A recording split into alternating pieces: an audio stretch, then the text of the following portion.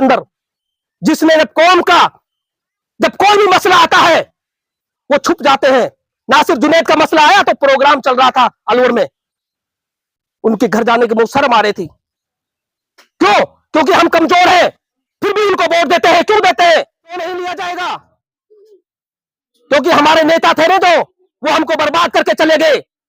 अगर उनमें ताकत तो थी लेकिन हमदर्दी नहीं थी। अगर उनमें हमदर्दी होती तो आज हमारे नेता, हमारे जो नौजवान जो बेरोजगार हो गए, वो नौकरी पे होते, वो गलत रास्ते पे नहीं जाते। मैं कहता हूं गलत रास्ते पे जाने का सबसे बड़ा कारण है बेरोजगारी, और हमारे मेवात में सबसे ज्यादा है।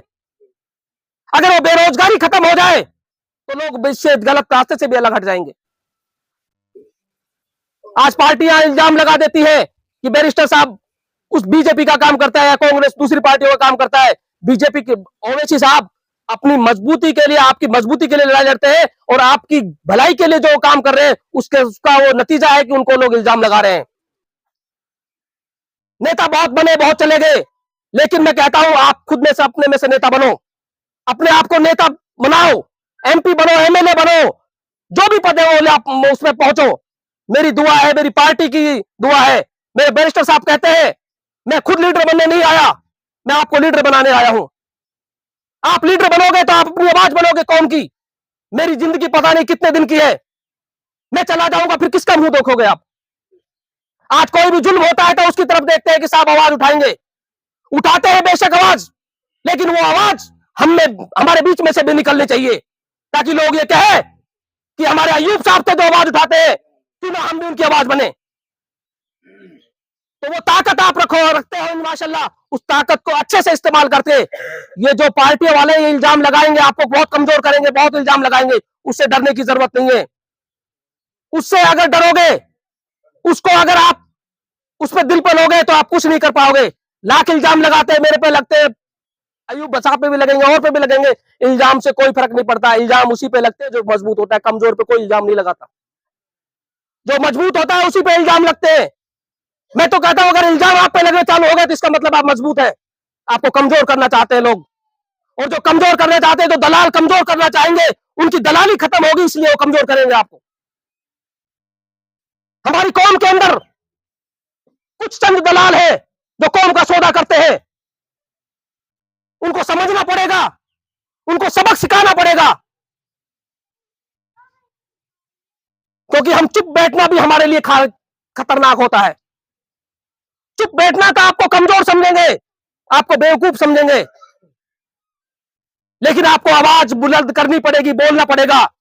अगर आप नहीं बोलोगे तो वही लोग आप पर इल्जाम लगा देंगे, देखो हमने ऐसे बोला, वो चुप था, कुछ बोला ही नहीं, तो कमी तो है उसमें। तो इस चीज को बड़ी मजबूती से आप उठाओ। नौजवान बैठे हैं, हमारे बुजुर्ग बैठे हैं, हमारे गांव के, यहाँ इलाके के जिम्मेदार बैठे हैं। मैं बोल रहा हूं, मैं अपने लिए बोल रहा हूं, मैं आपके साथ नीचे बैठ के काम करने के लिए तैयार हूं। मैं आपको आगे रखकर काम करना तैयार, चल आगे चलो आप, मैं पीछे चलने के लिए तैयार हूं। लेकिन आप हिम्मत बनो, इस कौम की ढाल बनो। जब तक आप नहीं बनोगे, नहीं चलोगे, तो ये कौम और नीचे जाएगी। ऐसे दुश्मन बैठे हैं जो इस कौम को और नीचे दिखाना चाहते हैं, वो चंद दलाली के लिए आपको नीचे दिखाना चाहते हैं। हमें पद की जरूरत नहीं है। मैं कहता हूं मैं अगर इस पार्टी में काम कर रहा हूं, मुझे पद की वो मतलब नहीं है, पद क्या है मेरे पास। मैंने ना पद का कभी सोचा था। बैरिस्टर साहब 2 बार मेरे घर पर आए, मैंने कभी नहीं सोचा कि मेरे घर ओवैसी साहब आए कि भाई मैं तो बहुत बड़ा लीडर हूं।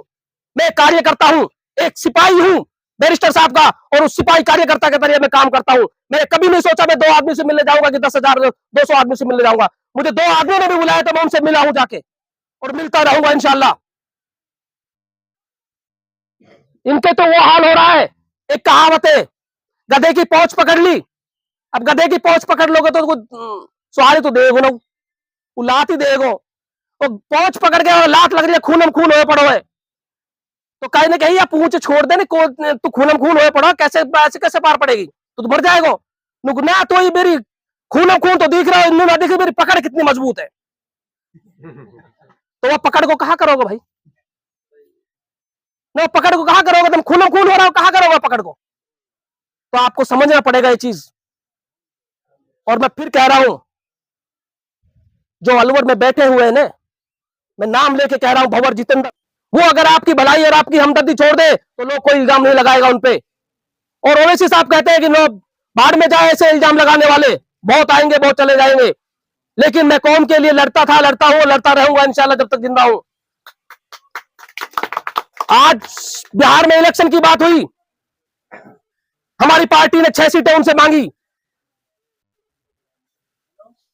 6 सीटें, 5 हमारे एमएलए वहां प्रेजेंट में थे, 5 हमारे एमएलए जीते हुए वहां से, 6 सीट हमने कोई गलत नहीं किया मांग के उनसे। लेकिन वो 6 सीट देने के लिए तैयार नहीं है। क्यों? क्योंकि उनको पता